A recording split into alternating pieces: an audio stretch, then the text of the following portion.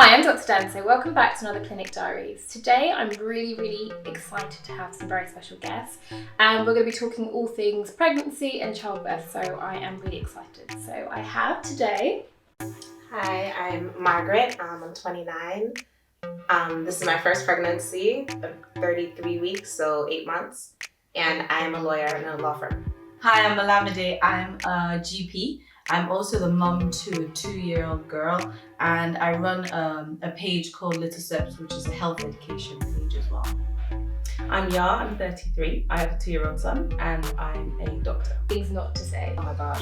Things not to say, because it's actually harder. It's hard to really know what not to say. I mean, some things are really obvious, but I think it would be really helpful to kind of go through what you think, or from your experience. I definitely have. There's one specific question that I think is like the dumbest question that I got over and over anytime anyone found out I was pregnant. And I don't know why people ask it. And the question is, oh, were you trying? And I feel like it's so rude. It's irrelevant. It's irrelevant and rude because like what are you trying to get at? Are you trying to ask like, was this an accident? Are you trying to ask, was I doing like IVF? Or like, what are you asking? And like, all of those answers are irrelevant to you and completely like really intrusive. Yeah, exactly. And I found it really shocking that like many people asked me that question. Like 80% of people who found out I was pregnant asked me that question, who are not like friends with me. It's just like random people. Yeah. And I just thought it was very strange that people were just going around asking people that question. So stop asking that question. It's such a rude question because some people really are trying. And what is the answer gonna do for you? I just don't really understand what. Yeah. But that's probably one of the worst things about pregnancy, that people feel they could just ask you whatever they feel like asking or just making comments. So for me, people would either say, you look really big or you look really small. Oh, you got really small blood. Yeah, your response really small. Okay. Do you know how many? What does that mean? What does that mean? Yeah. So that I found a bit odd. I also found it just a bit, because some people may be struggling with their body image as they're getting more and more pregnant, you know. Some people may be extremely happy, I look great, I love how I look, and some people may be really struggling. You look great, by the way. Oh. Some people may be really struggling with that image. And also there might be a medical reason. There might be a reason why your bump is slightly bigger or your bump is slightly smaller. You don't know. And again, it's almost like pointing out the fact like, oh, you're really tall. Thank you. Yeah. What am I going to do with that information? And it's like pointing out a fact that's like extremely personal because you're literally commenting on the size of my uterus. Like, you're not talking about my stomach, you're talking about my womb. And actually, in addition to that, people feeling able to touch your bum. I was going to say that. Like, found that so, and it would never be like my mum or my sister or you being like reaching out to touch you like unsolicited. It would be random people. Again, touching your uterus. Don't touch me when I'm not pregnant. Please don't touch me when I am pregnant. I found that That's weird. To be honest, I know someone very close to me that does it, and I'm like, that's weird. Just reaches out and and I'm like, don't do that. Yeah. Don't do that. For me, it was some work colleagues that I'm not too close to, and granted, like I work in maternity, like in obstetrics and gynecology, and I would have thought they'd probably be a bit more aware of kind of that and not how doing do you that. react People to that? just reach out. You can't, and do you feel comfortable? I think I'm instinctively like I'd always like kind of, there's one person in particular, I'd always just kind of brace myself or like step back or stand behind other people because I knew they were coming, just avoid with that hand. But maybe the bump is just so attractive to them. It's just like a magnet. And it's like I think it's the whole feeling that there's a baby in there that's cute and nice. Yeah, but you shouldn't reach out and touch people's children either. Ask me. You're like, do you mind if I'm like, okay? Just reach out and grab us. So I definitely would like karate chop someone if they just like, to my child's face. Yeah, exactly. Especially strangers. Do not go to Nigeria anytime soon. Let's take the baby from you. Like, why are you touching my child? I don't know why you're doing that, but people do that here as well. It's. I think it is very awkward.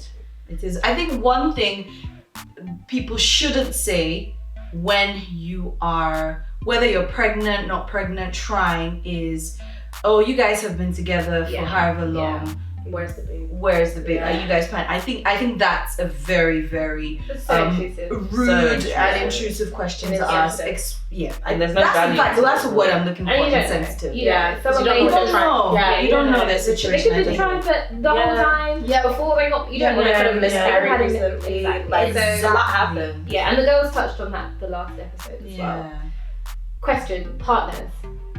How, because the thing is, I think even for this, I asked for dads to like come on, didn't happen. And I think people see this whole pregnancy, well, I know it's your body, but also it's a big change and it's a big impact on men too. So what are their perspectives on, or what were their perspectives on your pregnancies, and how were they supportive, and how could they have been more supportive? I'm being so diplomatic. I think it's weird for them. Alright, so this is my first baby. It's also my husband's first baby.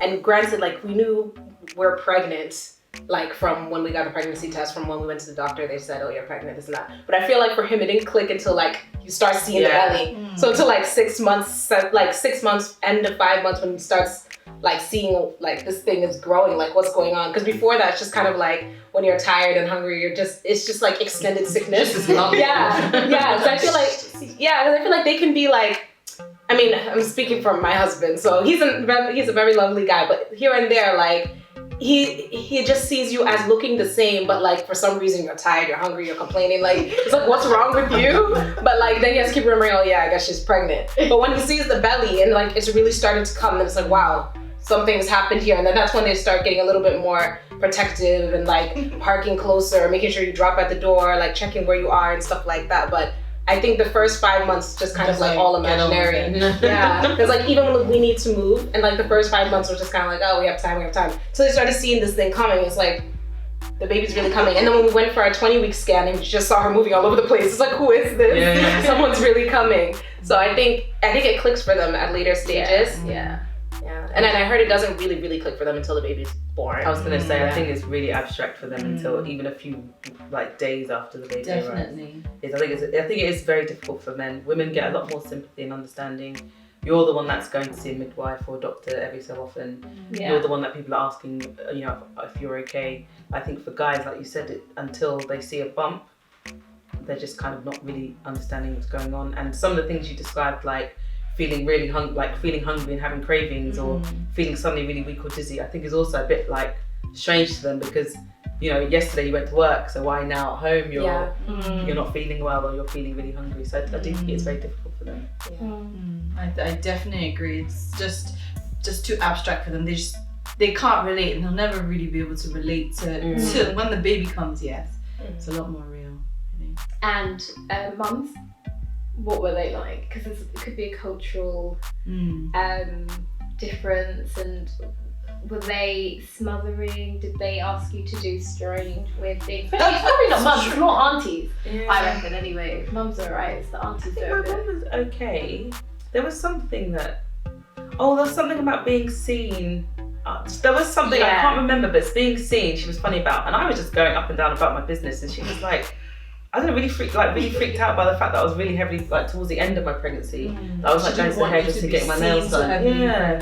And I didn't get that. Probably African thing. To come up with some stuff. My mom and my mother-in-law and aunties and stuff, like they're, you know, because Ghanaians, Africans, we're just kind of like, you don't really announce you're pregnant. You just, you know, you just appear. Yeah, you just, people see that you're getting bigger, and even still you're supposed to wear like loose this and this. Yeah. But you know, girls of our age, we like our little tight poncho. So, but I think they also think it's cute, like, cause they live in the West, so they see like, you know, that's what girls do here. But like I didn't like announce on like social media or anything until like quite far along, till like 6-7 months, and my mom was fine with that, because like I sent her a picture first, and I was like, oh, can I put this on WhatsApp? And she's like, yeah. But at earlier stages, like no, she didn't tell anyone, and then people later found out, they're like, oh, how come you didn't tell me? And then she's like, oh, you know, but she wasn't gonna tell them, because you know, we don't speak about these kind of things. I mean, I would say because you know, I'm religious and come from a religious home, there was a lot more praying, and there was a lot more sort of, you know, almost sort of like meditation in a way, like just preparing for it mentally. That's what I'm trying to say. So my mum and I would have lots of conversations of what we were like when we were really nice. children and stuff, and when we were babies, and what her pregnancies were like and stuff like that. And so that there was a lot of that. But in terms of like weird cultural stuff, she was pretty well controlled, I think. Yeah. She was well behaved. Yeah, I think they just want you to be well and make sure that your baby's. Yeah. But I think they smother with the whole like when you brought up eating for two thing. Because they always want you to eat. Like sometimes I'm not hungry. Like, no, eat more, eat more. I'm like, oh my gosh. They don't want you to like not eat. Like they want you to eat a lot, and then they also don't want you to do too much. Like anytime I have to walk anywhere, exercise. They're like, no, they're not like exercise. I wanted to keep exercising up until like a certain point, and my mom's like, no more running, no more this, no more, whatever. So I was like secretly exercising. I was going to say, again, clinician's point of view, it's good to keep exercising, especially if you're exercising before you were pregnant. It's one of the best things you can do for your pregnancy. My mom she's quite an active person, and she, knows about stuff in terms of pregnancy. I mean, she's a physiotherapist, so she encouraged me to carry on exercise and stuff. But aunties, I was not telling my aunties that I was exercising.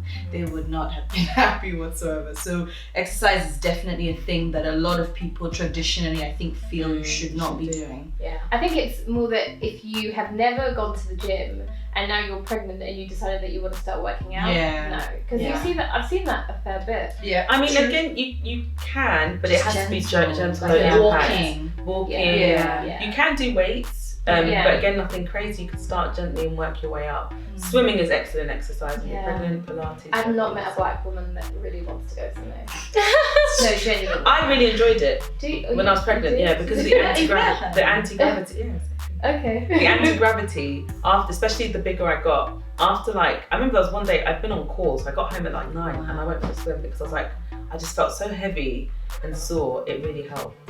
Nice. So I'd really recommend it, especially the bigger you get. And I guess you can't. can always take your wig off, put the cap on. Yeah, exactly.